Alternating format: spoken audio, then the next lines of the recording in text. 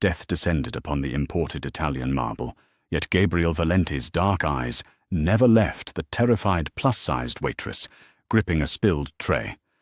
Everyone else ran screaming. She just stared back.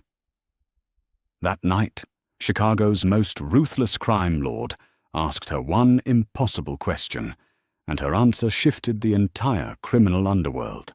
Sweat pooled at the base of Beatrice Lawson's neck as she navigated the impossibly narrow pathways of Franco's Trattoria on West Taylor Street. She was a fat woman, a fact she never tried to hide, mostly because society never let her forget it. At 300 pounds, Beatrice took up space in a world that constantly demanded women shrink themselves. Her hips bumped against the edges of oak tables, her thick thighs chafed beneath the cheap polyester of her uniform skirt, and her feet throbbed with a dull, incessant ache after 10 hours on the floor. Yet paradoxically, her size made her completely invisible. People did not look at Beatrice. They looked through her. To the wealthy patrons of Chicago's most notorious Mafia-linked restaurant, she was part of the furniture. A sweating, breathing table piece that refilled their water glasses and cleared their empty plates. She was the butt of muttered jokes from the kitchen staff and the recipient of pitiful, condescending glances from the rich wives draped in mink coats. But being invisible had its advantages. When people assume you are stupid just because you are heavy, they say incredibly dangerous things right in front of you. Beatrice knew exactly who was laundering money through the restaurant's accounts. She knew that Councilman Harrison was sleeping with his secretary, and she knew that the kitchen manager was skimming off the top of the truffle oil orders. More importantly, she knew exactly who Gabriel Valenti was. Gabriel was the heir to the Valenti crime syndicate. He was a man of lethal grace, with dark, calculating eyes that missed absolutely nothing. Unlike the loud, boisterous mobsters who threw around hundreds to show off, Gabriel was terrifyingly quiet. He always sat at table 9, his back to the wall, nursing a single glass of neat whiskey. Tonight, the air in the trattoria felt different. Thick. Heavy. Beatrice carried a tray of veal parmigiana toward table 9, her breath hitching slightly as she approached. Gabriel was not alone. Sitting across from him was Richard Moretti, a rival boss from the South Side, whose reputation for erratic violence preceded him. Richard was a rat-faced man, sweating profusely, despite the December chill outside.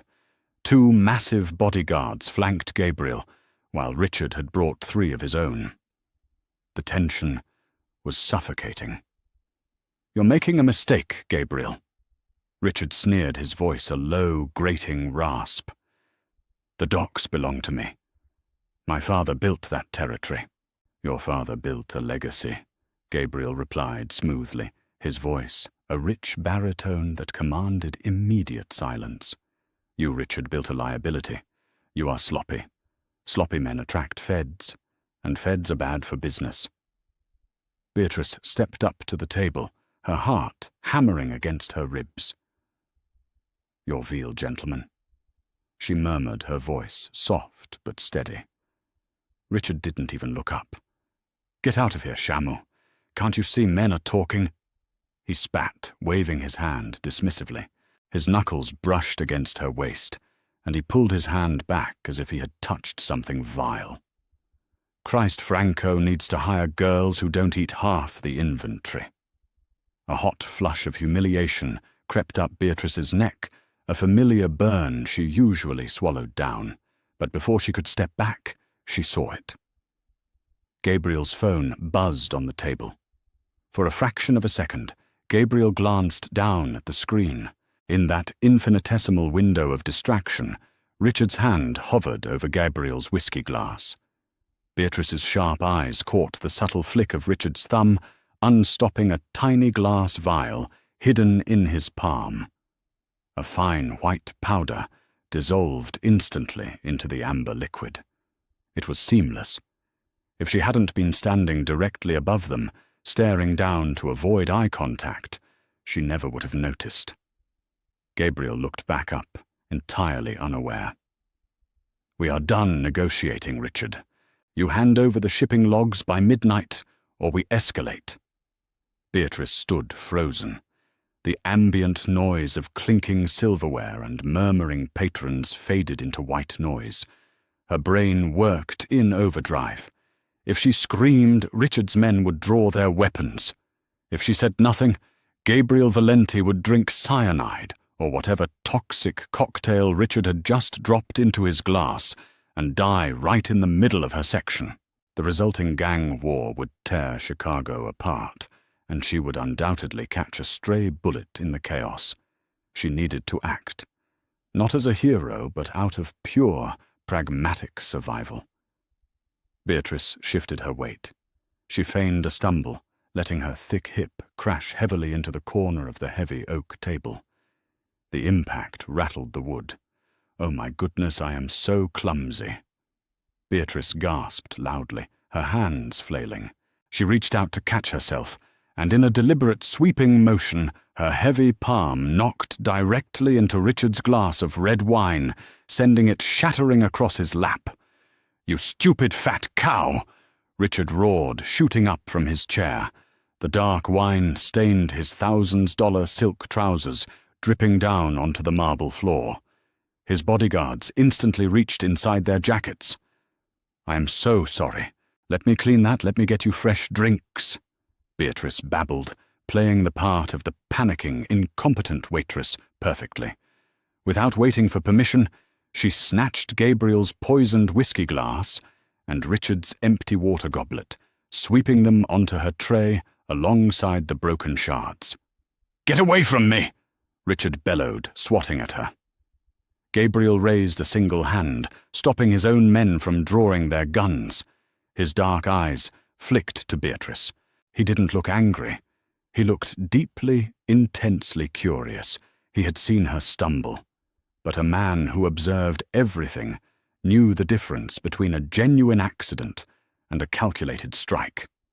Beatrice scurried away toward the kitchen, her heart pounding, a frantic rhythm against her ribs. She dumped the poisoned whiskey straight down the drain of the industrial sink, running the hot water tap over it for 10 seconds.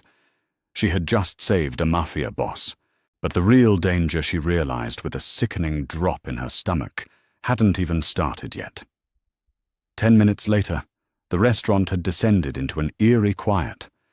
Richard had stormed off to the restroom to attempt to salvage his ruined trousers, leaving Gabriel alone at the table. Beatrice took a deep breath, smoothing her apron over her stomach, and picked up a tray with a fresh, perfectly poured glass of whiskey. She walked back to table 9. Gabriel was waiting. He hadn't touched his food. As Beatrice set the fresh drink down, his large, scarred hand shot out, wrapping around her thick wrist. His grip was not painful, but it was absolute. An iron shackle. "You didn't trip, Beatrice," Gabriel said. It wasn't a question. He knew her name. That detail alone sent a shiver down her spine. "I saw your eyes before you hit the table. You were looking at my glass. Then you were looking at Richard." Beatrice swallowed hard. She tried to pull her wrist back, but he held firm. "I don't know what you're talking about, Mr. Valenti. I'm just clumsy. My balance isn't great. Do not insult my intelligence, and I will not insult yours," Gabriel murmured, leaning in slightly. The scent of expensive cologne and danger rolled off him. "Richard slipped something into my drink. You saw it. And instead of screaming, instead of running, you threw yourself into the table and took his abuse to get the glass away from me." Beatrice stopped struggling. She looked down into his dark eyes, abandoning the facade of the frightened, dim-witted waitress. Her posture straightened, drawing her full height and width commanding the space she occupied. "If I screamed, his men would have shot up the dining room," Beatrice said, her voice dropping the high-pitched panic she usually used to placate angry customers. "My kitchen manager is hiding behind the bar, crying. I have a busboy whose wife just had a baby. If a firefight breaks out, innocent people die. So I handled it quietly. Gabriel studied her face. He looked at the soft curve of her jaw, the intelligence burning behind her tired eyes. For a moment, the bustling restaurant vanished, and it was just the two of them trapped in a dangerous orbit. Then Richard marched back out of the restroom, his face purple with rage. "This suit is ruined. Valenti, we're done here. You'll have my answer tomorrow." He signaled to his men. "Wait, Richard," Gabriel said smoothly, finally releasing Beatrice's wrist. "Before you go, let me offer you a drink to apologize for my waitress's clumsy mistake." Gabriel gestured to the fresh glass of whiskey Beatrice had just placed on the table. "Drink with me, to future negotiations." Richard scoffed. "I don't drink cheap swill." But the arrogant mobster wanted to show dominance. He reached out, grabbed the fresh whiskey glass, and brought it to his lips. "To your downfall, Gabriel." He downed the amber liquid in one gulp. Beatrice's breath hitched. She watched Richard's throat work. 5 seconds passed. 10. Richard took a step back. A sudden, violent tremor racked his body. His eyes widened in absolute terror as his hands clawed at his own throat. He choked, a horrific gurgling sound escaping his lips before collapsing heavily onto the imported Italian marble floor. His body seized violently, blood frothing at the corners of his mouth, and then he lay entirely still. Screams erupted from the remaining tables. Chaos exploded. Richard's bodyguards drew their weapons, but Gabriel's men were faster, putting 3 bullets into the ceiling. "Lock the doors," Gabriel commanded, his voice slicing through the panic like a blade. "Nobody leaves." Beatrice stood, frozen, holding her empty tray. She looked at the dead man, then at Gabriel. Gabriel stood up slowly, stepping over Richard's lifeless body, and walked until he was mere inches from Beatrice. He loomed over her, a dark shadow of death and power. He reached into his jacket pocket and pulled out a small empty glass vial, the exact vial Richard had used. "He dropped this under the table when you bumped him," Gabriel whispered, showing it to her. "I smelled the bitter almond on the glass you took away. Cyanide."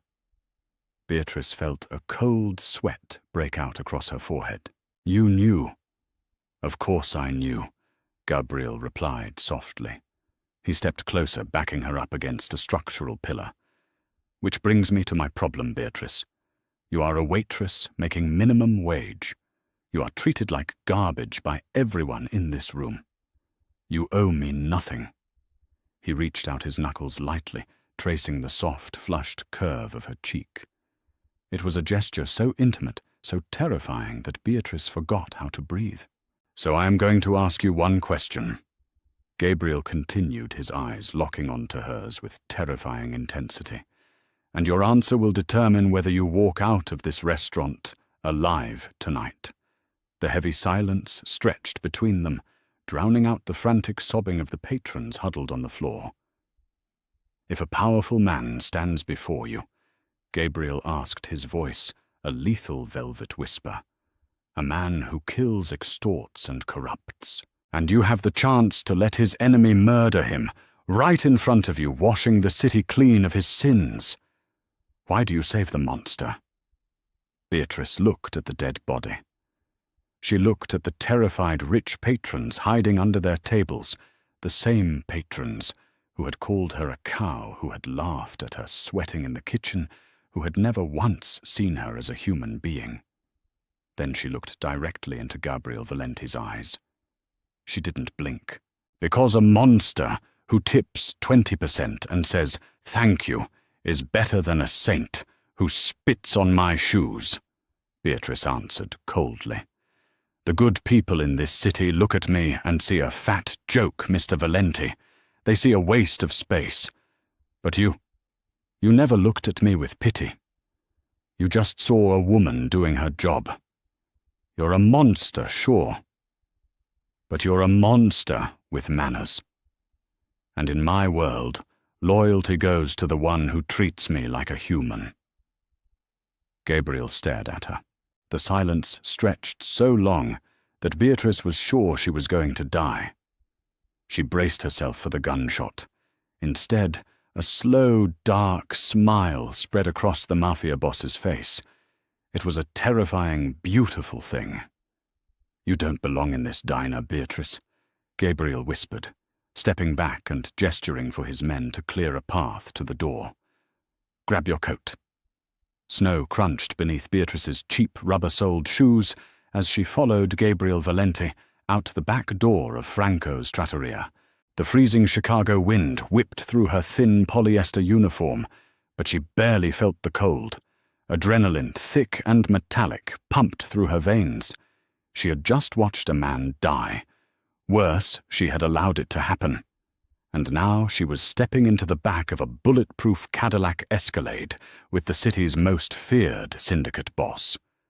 Inside the SUV, the heavy doors clicked shut, plunging them into absolute soundproof silence. Gabriel poured 2 glasses of scotch from a crystal decanter in the center console. He handed one to Beatrice. She took it, her hands trembling slightly, but she forced herself to meet his gaze. "You are shaking, Beatrice." Gabriel noted his voice, a low, soothing rumble in the dim light. "But your eyes are entirely calm.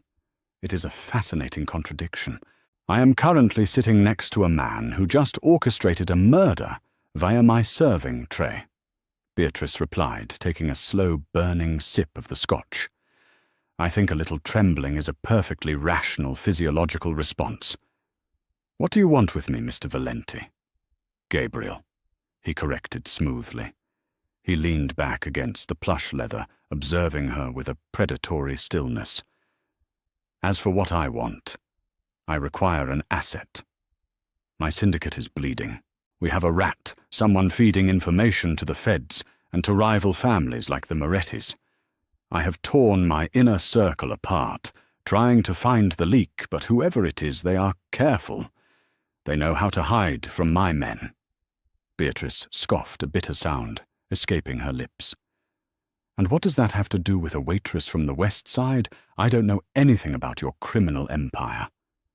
"Exactly," Gabriel said, a dark smile playing on his lips. "You know nothing of our operations, which means you belong to no faction. But more importantly, Beatrice, you possess a superpower that money cannot buy." She raised an eyebrow. "Being aggressively overweight. Being invisible." Gabriel countered, leaning forward. His proximity made her breath hitch. He reached out his thumb, gently brushing a stray lock of hair behind her ear. "Society has trained people to look past you, to dismiss you. Because you do not fit their narrow, pathetic definition of value, they assume you lack intelligence, perception, and danger. You hear things. You see things. You noticed a sleight of hand tonight that my highly trained bodyguards missed. I want to put you in rooms with my enemies. I want you to be my eyes and ears." Beatrice stared at him, stunned. He wasn't dragging her into his bed or locking her in a basement. He was offering her a job, a wildly illegal, insanely dangerous job. "If they catch me spying, they will kill me," she said bluntly. "They will never catch you," Gabriel promised, his eyes darkening with possessive intensity. "Because you will be with me, and no one touches what is mine." For the next 3 weeks, Beatrice's life transformed into a surreal fever dream. Gabriel moved her into his sprawling, fortress-like estate in Lake Forest. She was given a suite larger than her entire apartment building. But the biggest shock was not the wealth. It was the way Gabriel treated her. He brought in Clara Hughes, a renowned private tailor from Manhattan, demanding an entirely new wardrobe for Beatrice. When Clara instinctively tried to suggest dark colors and vertical stripes, the universal uniform meant to slim down fat women, Gabriel immediately dismissed her suggestions. "She is not hiding," Gabriel growled, standing in the doorway of the fitting room as Beatrice stood awkwardly in a silk robe. Dress her in emeralds, in deep reds and gold. Emphasize her curves. Make them look at her and make them realize she is untouchable. Beatrice felt a hot flush of emotion. For 28 years she had been told to shrink, to diet, to cover up, to apologize for the space she occupied. Gabriel Valenti was demanding that she expand. He looked at her thick thighs, her soft stomachs, and her full hips with a hunger that made her entirely weak in the knees. However, not everyone at the estate shared Gabriel's fascination. Lorenzo Rossi, Gabriel's underboss and oldest friend, despised her.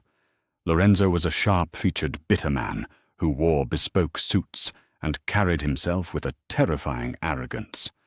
She is a liability, Gabriel. Lorenzo snapped one evening in the study, unaware that Beatrice was sitting in the adjoining library, entirely obscured by a massive leather armchair. You are bringing a fat civilian into family business. The other captains are laughing at you. They think you've lost your edge keeping a charity case as a pet. Let them laugh. Gabriel's voice was icy, carrying the promise of violence. And Lorenzo, if you ever speak of Beatrice with that tone again, I will personally remove your tongue. Do we understand each other? Silence stretched out before Lorenzo muttered a stiff, "Yes, boss." Beatrice clutched the book in her lap, her heart pounding. Lorenzo was angry, and angry men were sloppy men. She decided right then that Lorenzo Rossi was the first person she was going to watch. The annual charity gala at the Drake Hotel was the one night a year where Chicago's political elite and its criminal underworld openly rubbed shoulders. Mayors drank champagne with extortionists. Judges laughed with money launderers. Beatrice stepped out of the Escalade, and the flashing lights of paparazzi momentarily blinded her.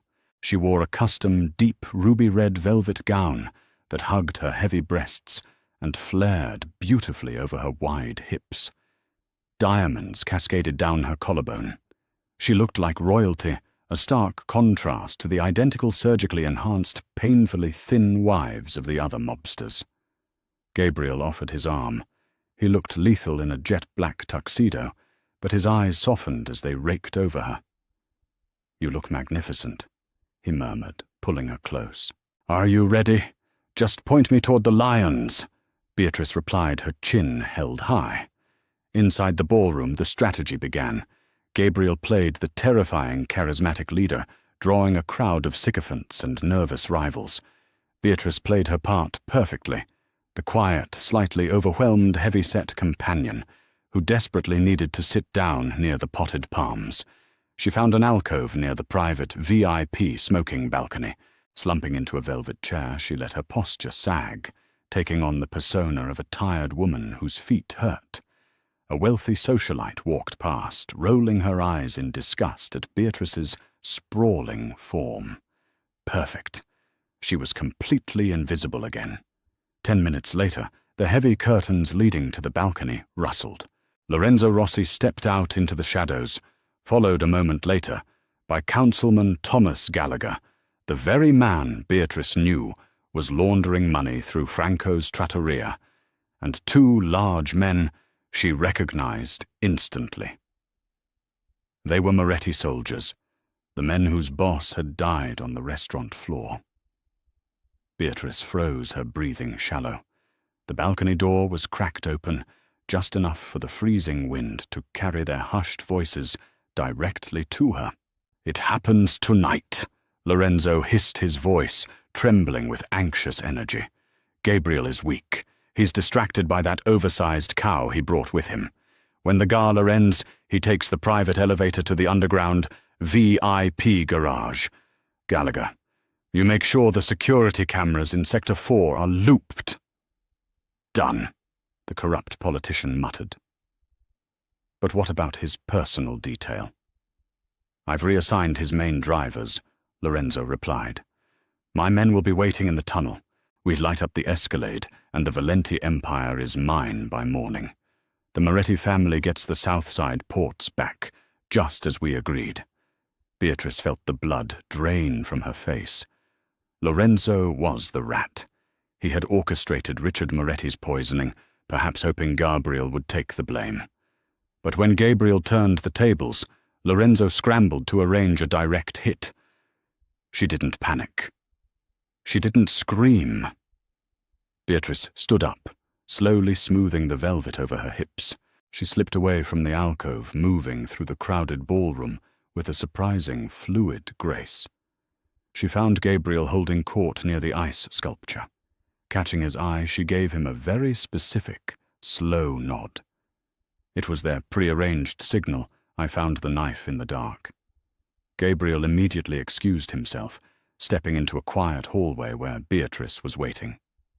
"Lorenzo," she whispered, her voice steady but urgent. "He sold you out to the Moretti remnants, and Councilman Gallagher. They're ambushing you in the underground garage. He reassigned your drivers." Gabriel's jaw locked. A terrifying demonic rage flashed in his dark eyes, but it vanished instantly, replaced by a cold, calculating mask. He looked down at Beatrice, and the anger gave way to absolute awe. His underboss, a man who had stood by him for 20 years, was a traitor. But the woman society had deemed worthless had just saved his empire and his life for the second time. "Stay here in the main lobby," Gabriel commanded, softly cupping her face and pressing a fierce bruising kiss to her forehead. "Do not move until I send my personal guard for you." Beatrice watched him walk away, dialing a number on his phone. He wasn't calling for an escape. He was calling his executioners. An hour later, the gala ended. The news rippled through the high society crowd in hushed, panicked whispers. There had been an incident in the VIP parking garage. A gas explosion, they said. 4 men dead.